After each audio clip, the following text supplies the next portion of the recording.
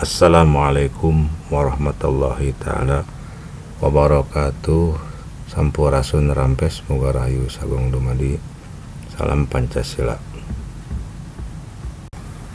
Terima kasih kepada para baraya yang telah mengikuti saluran sederhana ini. Selamat datang kepada subscriber baru, penonton baru. Semoga Tuhan memberikan jalan kebaikan.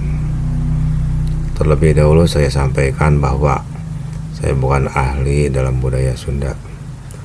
Bahasan di sini seadanya saja, sering diangkat dari dongeng-dongeng dari orang tua atau sedikit kisah yang pernah saya alami. Jadi sebenarnya saya ini bukan narasumber, hanya orang biasa saja. Kali ini kita akan mengangkat tentang falsafah pohon kelapa, hal yang banyak diketahui halayak sebagai perlambang kebergunaan atau kebaikan.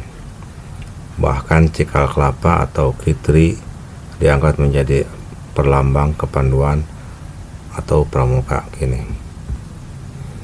Tentu saja tidak akan dibicarakan secara utuh menyeluruh, hanya lokal saja, seadanya saja. Adapun pembuka perihal ini adalah kisah tentang bambung hidung atau terjemahannya mungkin bisa kumbang hitam. Terlebih dahulu saya akan bertanya, entah itu retorika atau beneran nanya, apakah itu makna lagu Bambung Hidung? Syukurlah jika ada yang tahu. Kebetulan saya sejak dulu tidak paham. Dari dulu sudah buntu menemukan maknanya. Sampai beberapa tahun lalu saya sedikit ada gambaran. Inilah yang saya lihat. Pohon kelapa di wilayah pedesaan Karawang satu persatu mengalami nasib seperti ini. Entah itu hidup atau mati. Ada serangan hama menyerang daerah Humut atas, memakan bagian ujung pohon kelapa. Batang, daun, batang tunas, bunga semua terkena. Kelapa menjadi gundul. Jika tidak ada daun, bisakah kelapa ini bertahan hidup? Kejadian ini merembet hari demi hari. Tiba-tiba kelapa di kampung semuanya sudah gundul. Tidak ada daun, tidak ada buah. Hanya berdiri saja. Inilah keganasan serangan bambung hidung atau mungkin kumbang hitam. Bambu menyerang bagian muda dari pohon kelapa, memakan bagian umbut manis. Adapun tentang bambung hidung ini telah diangkat sebagai sloka umum menjadi sebuah tembang jaipongan dengan judul Tembang Bambung Hidung. Ini termasuk lagu Buhun atau kuno. Berikut ini adalah teks singkatnya. Dawung menak teh ti pajajaran bambung hidung. Boro-boro teuing diri lahang dicandak ka Sukagali. Situ pinuh balong jero bebendon sareng bebendu. Dengah ti salira jauh. Awi teh pangajul buah. Lantaran oge ku kitu. Sora bedil di luhur mega paripaosna. Tekop lepat sakedik. Gandrung diri abdi tika gamparan.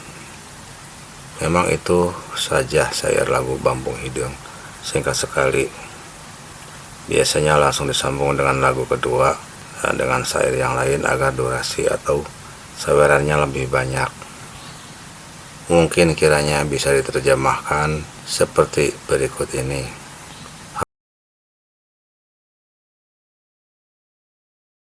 Hamba dari kesatuan pasukan kumbang hitam. Boro-boro diri hamba ini seperti air nira yang dibawa turun gunung jauh, pergi dijual ke Sukagali. Di sini saya seperti danau yang penuh air dan kolam ikan yang dalam, tidak akan pergi kemana-mana. Biarlah saya menanggung kemarahan Tuhan dan kemarahan Anda jika pergi jauh meninggalkan Anda Tuhan yang saya cintai atau hormati. Seperti bambu yang menjadi alat pemetik buah, karena itu menjadi lantaran, dan oleh sebab itu maka kami bertahan untuk menjadi ujung tombak bagi negara. Karena kami mencintai tulus dari diri saya, dari dan kepada Tuhan. Mungkin bisa dimajaskan seperti ikrar kesetiaan seorang kekasih kepada pasangannya, atau mungkin pula suatu ikrar dari pasukan khusus dari Pajajaran tempo dulu kepada panglima dan rajanya. Anggaplah itu pasukan khusus disebut Bambung Hidung. Ketika itu Pajajaran dalam masa sulit, diblokade laut oleh Cirebon dan Mataram, tidak bisa berniaga untuk hasil buminya, serta terus-menerus mendapat serangan darat dari Banten dan para sekutunya dari luar negeri. Ada tentara Turki, tentara Komponi dan lainnya. Tapi pun ampun peralun. Kita permudah saja nuansa pemikirannya. Yang pertama, ada falsafah kelapa dan ada falsafah Bambung Hidung. Di sini peribaratannya adalah ibarat suatu keadaan negara. Kelihatannya masih tegak berdiri dan beroperasi, padahal sistem pengaturannya, yakni pemerintahannya, sebenarnya cangkang saja atau hampir menjadi cangkang saja. Jadi Bambung Hidung di sini ibarat serangan hama yang sistematis. Bolehlah ditambah yang diserang adalah pusat kekuatan kebudayaannya. Keadaan ini hampir mirip dengan keadaan Pajajaran menjelang keruntuhannya. Mendapat blokade dan serangan ekonomi diserang, rakyat hidup susah.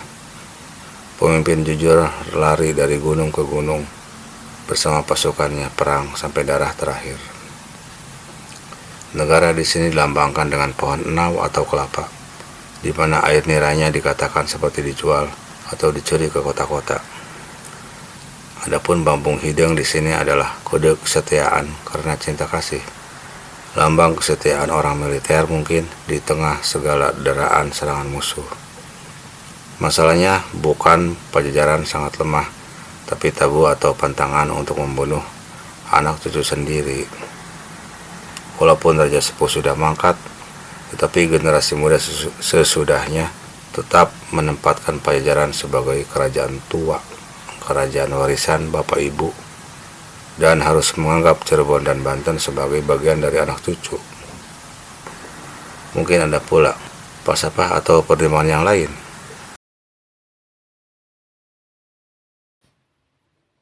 Ya, memang masih ada. Singkatnya, di Karawang ini kelapa atau kitri bisa dianggap lambang politik dan lambang penipuan. Agan bisa saja tidak setuju, tetapi memang ada sejarah dari Pini Sepuh yang mengisahkannya. Ketika itu kompeni Belanda mulai bercokol di Batavia, berdagang dengan politik monopoli. Di tanah Jawa yang berdiri kuat waktu itu adalah Mataram. Karawang adalah wilayah Sumedang Larang.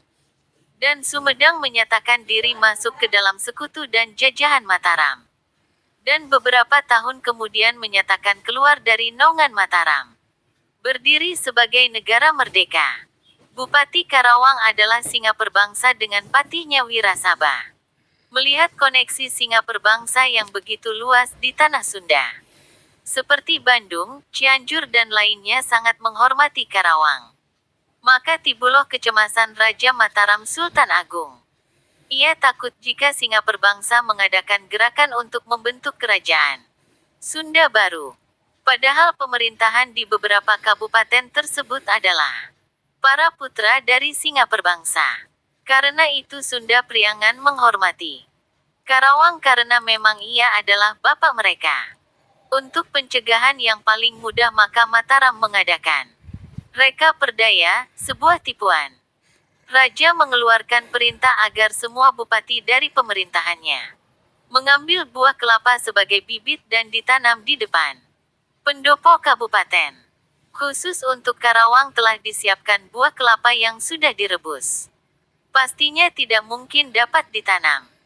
Kemudian dimaklumatkan kepada para bupati bawahannya bahwa sesuai wangsit goib, siapapun bupati yang bibit kelapanya tidak dapat tumbuh adalah isyarat bahwa ia menjadi antek kompeni, berkhianat kepada Mataram, dan akan dihukum mati.